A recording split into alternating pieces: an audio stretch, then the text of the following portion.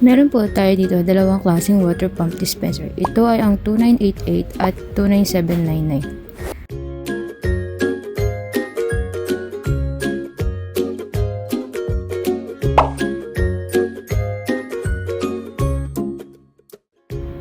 Sa paggamit naman po nito, ang 2988 po, kapag gagamitin sa galon na blue, ilalagay lamang po ang takip at sisiguraduhin po na maayos ang pagkakalagay at walang butas. At ilalagay lamang po ito ng katulad ng ganito at ilalak po ng mabuti.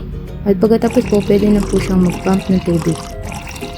At para naman po sa 29799, tatanggalin lang po ang takip na blue at saka po ilalagay ito ng maayos upang hindi maalog at makapag-pump ng maayos.